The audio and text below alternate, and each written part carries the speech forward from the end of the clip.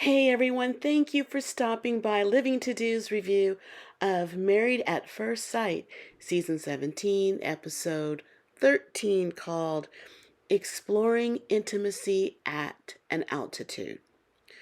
Before I get started with the review, please like the video and subscribe to the channel. I would really appreciate it, and I thank you in advance. Okay, so let's go ahead and get started with this. Honestly, this is probably going to be short because I don't have much to say because not much went on in an hour and a half. Um, so we'll start off with Claire and Cameron. In this episode, we see that Cameron is about to go in to have his surgery. It's much needed surgery on his heart. A procedure, of course, is going to be serious, anything that pertains to your heart. Claire is seemingly concerned about him. Cameron has asked that Claire do not come to the hospital, and because of her stress level, he's thinking about her. I wonder how true that is, but she thinks it's a good idea. She got an out, and but she's complaining to the camera how she feels about him. She's concerned that she believes she should be in his life. She thinks she's supposed to be, and she's going to be a great support system. And being a wife, for better or worse, she's in it.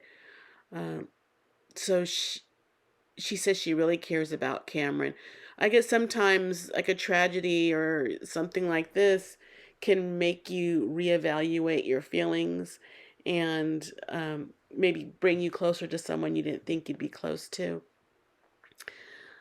But other than that, not much went on. Claire mentioned it to the group of the people, the castmates, and seemed teary-eyed about it.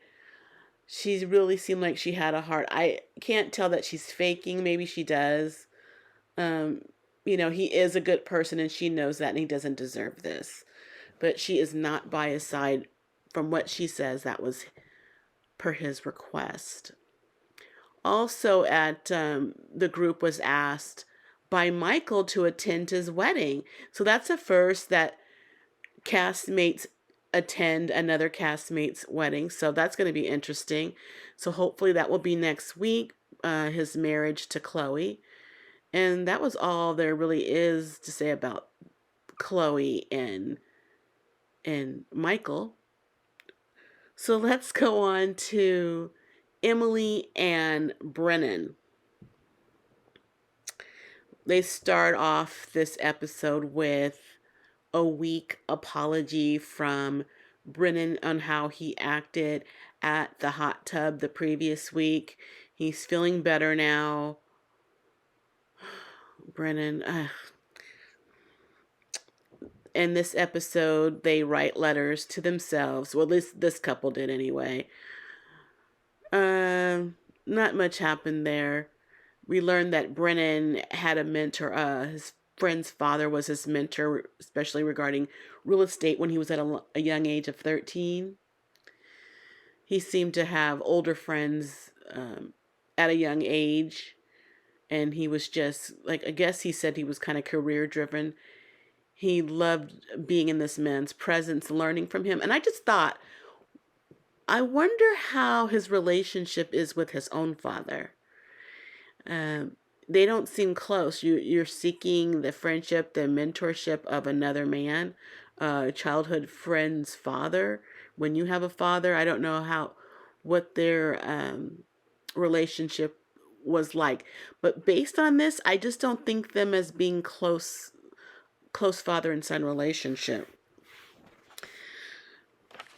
One fun thing that this couple did, Emily and Brennan, is that they played soccer, and we learned that Emily played soccer when she was young. She was really good. She was on a travel team. Her father was the coach. She was the captain, so that showed leadership. And she wasn't good. She was actually pretty bad and got herself to where she was pretty good. Her father really pushed her too much, it seems. But I can see where Emily gets that optimism. You can do it. Practice. Try again. Uh, that's what she's doing with her relationship with Brennan. So I see where that could come from. And she has that never give up spirit. Even if you're down, still compete. And I see that's probably where she got that from soccer. Um, and it didn't serve her so well in this relationship so far. But I learn more about Emily and her background, and I can see where some of her attributes might have come from in her childhood. They had a meeting with Dr. Pepper, and I guess Brennan and Emily talked maybe off camera what they were going to say, and from the way that Brennan acts, it seems that Emily went off script and she was talking about some of the woes in the relationship, and instantly it looked like it was instantly Brennan is kind of losing his composure about it, not understanding why Emily is talking about the past. And Dr. Pia asked what has changed since the last visit, and basically Emily was trying to bring her up to speed, but this Brennan doesn't want any negative talk. He always wants to look good on camera. And apparently, and what I thought and what Emily said is that he is acting different off camera. I bet, you know, he's a little short-headed, short-tempered, because I can see it. He can't really compose himself. That energy of wanting to explode comes out through his fidgetiness when he's cornered, or where he feels cornered, especially when he's talking to Dr. Pia. He's trying to he's trying to keep some type of composure, but you can see he's just not sitting still. He's different off camera, and he might be just scary off camera.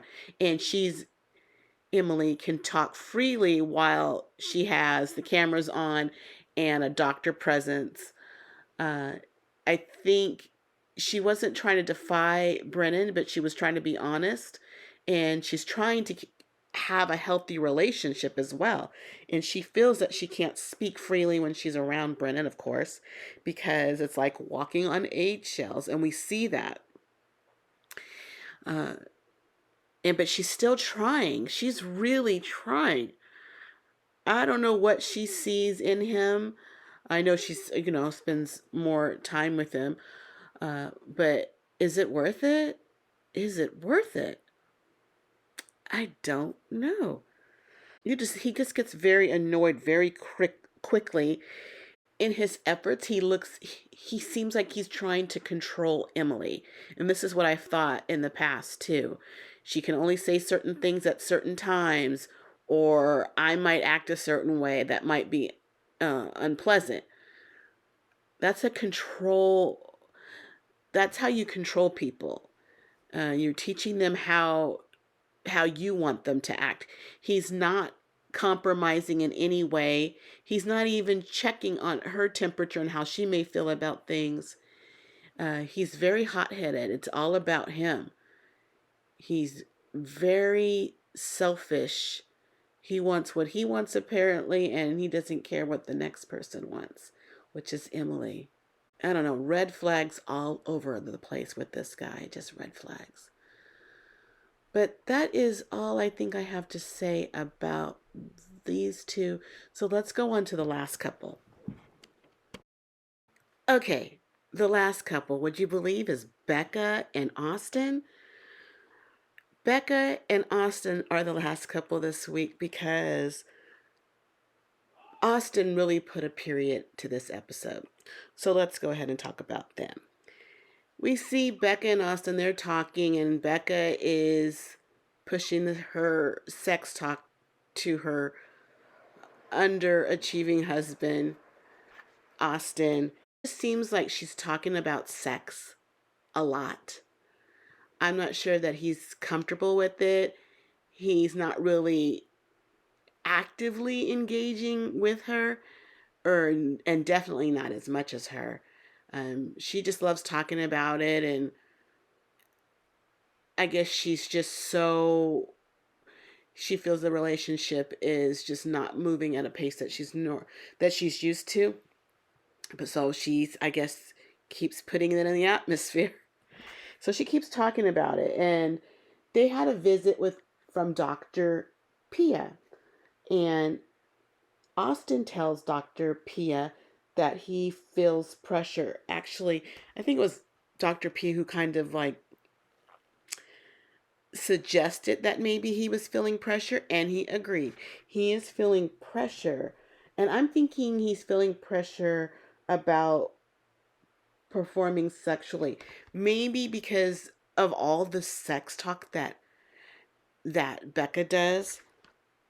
I mean, I think he's a very lovely guy, just a good down home boy, but I think by the way his apprehension is and everything, I think he's the type of person who doesn't perform well in bed or second guess himself the way he acts. Later in the episode, the couple get a gift basket from Dr. Pia to jumpstart something in the bedroom, which they get a basket of games, sex toys, sex games, which are the games they played seem kind of stupid. But there was questions, and one of the questions is, what does Austin like? And he admitted that he likes it when Becca talks dirty to him. He seems such like a good old boy. But I guess boys will be boys. And I thought that sex talk was irritating him, and I think maybe because the cameras are on, and your family and friends, and you're kind of religious, and you don't want that to be seen. He just seemed a little bit uncomfortable, but he admitted that he does like it when she talks dirty. He likes her pink hair, and she suggested that he say that he likes her boobs, so he did say that. Good for him. He asked if she's ever had sex in public, and Becca had sex on a balcony. And something tells me that she's willing to venture further out than a balcony. She said she's sex positive, and it shows. They talked about sex moves. She told him, about foreplay. She wants the foreplay to last longer, and she considers foreplay to be joking around, kidding around about sex, just uh, not to be actively in the act of foreplay, but just, I guess, sex is in the air. Sex conversations that are comfortable and playful is foreplay to her. And in this time and she was telling him this, it just seemed like Austin felt like he was getting in the mood.